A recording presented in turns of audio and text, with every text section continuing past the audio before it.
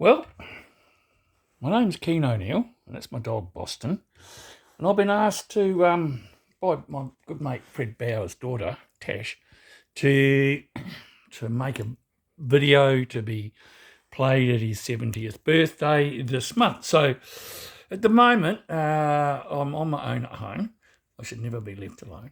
But and my partner Kate is back tomorrow after 10.5 months. Between so we're just going to put the camera there, and hopefully I can come round and talk to you. What do you reckon, Boston? Come around and talk to these good people about my old mate Freddie, old mate Fred Bauer. Hey, well, I must say it's a privilege to talk at this auspicious occasion. Actually, Fred and I go back to about 1969, I think, summer of '69. Yeah, good song that. And I was at St. Pat's College in Silverstream as a day boy, and I was, average, kicking over the traces a bit because I didn't want to be at that school. But later in my, I think, fifth form year, this guy appeared from Collingwood, this guy, Fred Bauer. And had I known then that Collingwood was possibly the New Zealand capital of marijuana production, I might have embraced Fred a bit earlier. But seriously, no. Great guy, tall, very Germanic because he is Austrian. And it turned out he was musical. So for some reason he, migrated to me, and I migrated to him, and under the wing because I'd been there for years and he was fairly new on the block. And I had this little band I was forming. And it turned out that Fred could play the keyboard. And furthermore, his lovely parents had this piece of furniture in this lounge, which was actually, it wasn't an electronic organ, it was an electric organ. There's a huge difference, believe me. Electronic organs are tuned resistors. This was a precursor. This was an electric organ. You didn't have to pedal the pedals, to work the bellows. It had a vacuum cleaner motor in the thing. So it sucked air over the reeds. And, you played the keys and it turned out all right. So these lovely people allowed us to come into their lounge on a Saturday afternoon or Friday afternoon, whenever we had a gig. We only were at school. And lift this piece of furniture out of their lounge and put it in the back of my father's van. And we'd take it to these gigs. And I put a microphone in the back of the thing and whatever. And I think that group was called Wavelength. And but Freddie had another huge asset. And it came in the form of a Vespa 150cc motor scooter. In those years, we craved our freedom. I got my license actually 2 weeks after I turned 15. You could in those years. Well, Freddie had this bloody Vespa, and we'd go to school on it and come back. And I don't know whether Fred was still learning or what, but we used to go over a bridge called the Wingate Bridge, and those of you who come from Lower Hutt or Nainai will know the Wingate Bridge. Now, 2 Saturday mornings in a row, because we had to go to school Saturday mornings, it was a boarding school, and the boarders had Wednesday afternoons off to do their shopping, buy their drugs, their alcohol, whatever.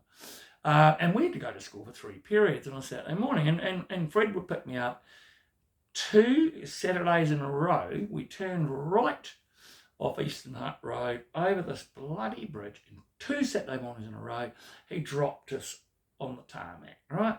And the second time, I broke my watch, and I was a little bit pissed off with Fred. We might have had a bit of an altercation on the side of the street, but nevertheless, we remained friends through strange times.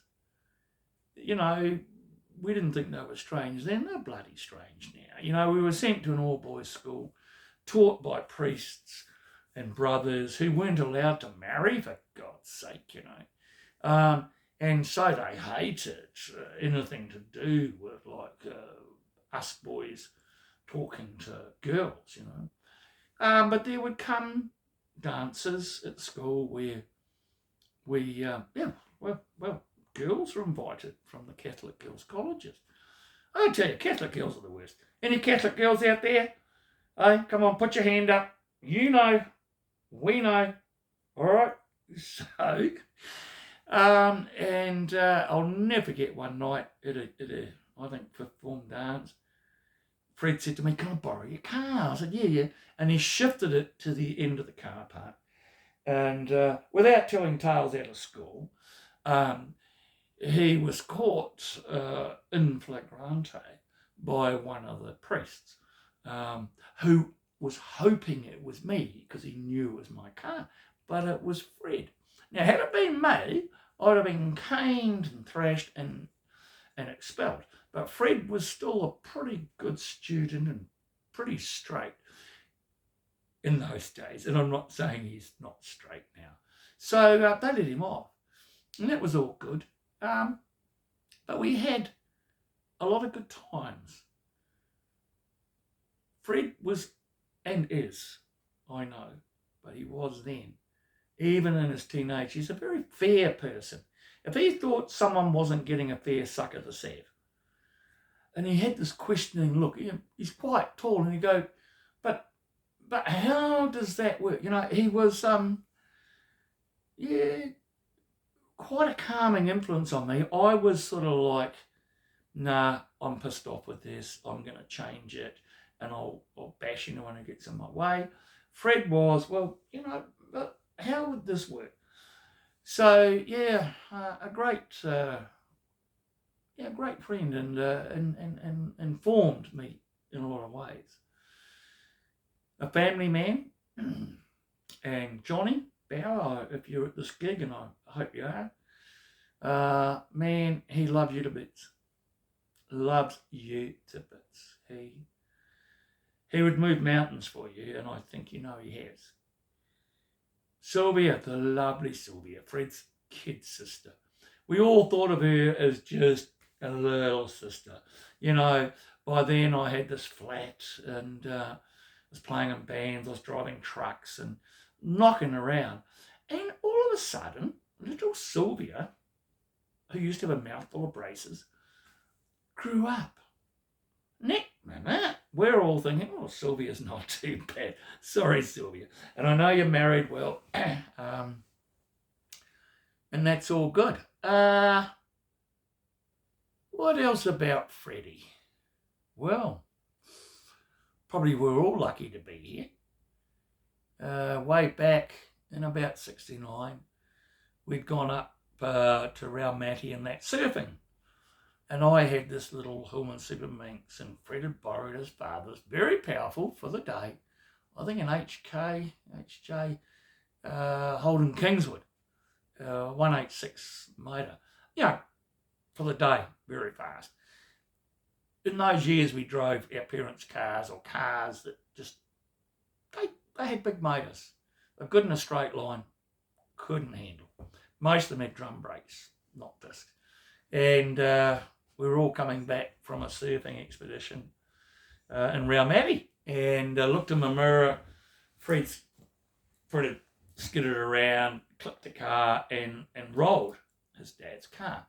So we went back and got everyone out. There was no one injured, really, except for a girl in the back who, because we all had guitars, and who got the guitar neck in her ribs. But anyway, Fred's car had to be, his dad's car had to be like the tow truck came.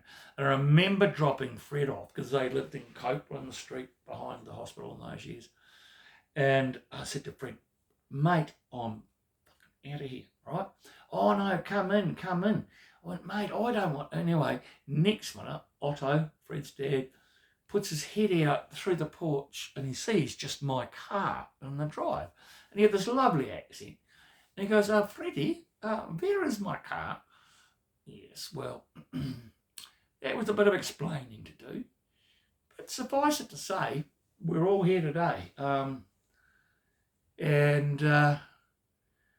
Yeah, I look fondly back on those memories of Fred Bauer as a teenage friend. Fred Bauer playing in a little tin pot band that we put up. And then in later years, we lost track of each other for a while. In later years, we reconnected, and it was lovely. And Fred and Anne, you have a lovely marriage, lovely homes, lovely children, and you are a credit to the human race. It's like, you've done it right. Fred works in a very demanding job. I wouldn't like it. I'd like to take a gun into the cell when I'm interviewing these people that are up for parole. And I commend his stance on what he does. It's quite a hard man. The hanging parole officer, I believe.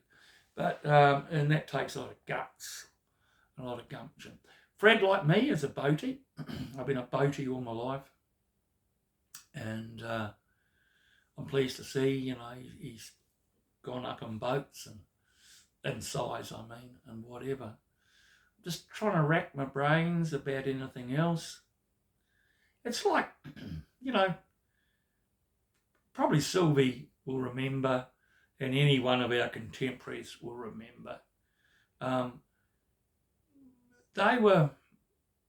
We didn't think they were strange, but they were strange times. Censorship was at its peak. I remember loving music, and the Royal Guardsmen brought out a song called The Bloody Red Baron, or Snoopy's Christmas. And it was banned from New Zealand Broadcasting because it had the word bloody in it. The Bloody Red Baron. And so we lived in different times. We went to these strange schools which were all boys or all girls. But this guy, I'm not a poet, but this guy, Sam Hunt, right? Sam waxes lyrical. And if Sam Hunt was telling this story that I'm telling now, it would probably go like this in his fruity voice. There we were, two teenagers in an elitist school, run by priests and brothers. How were we supposed to learn about women? It was all off the cuff, but we managed in the back seats of cars and later on in bars. We were a bit retarded in that department. But youth is what it is, and never regret it. Fred, I hope you have a bloody great 70th, mate. I may well be in Taupo. You may not want me there. My 70th is coming up on the 17th of September, or on the 15th, but 17th I've hired the local pub out in Otaki, and I've got heaps of accommodations booked, and I've got a really good band that I put together about 10 years ago, and those boys are coming up to do the gig. But in the meantime, my old friend, my fair friend, because you've always been a fair friend, mate, have a bloody great day. I've got to go around the back of the camera now and turn it off because I'm here on my own. Okay, bye-bye.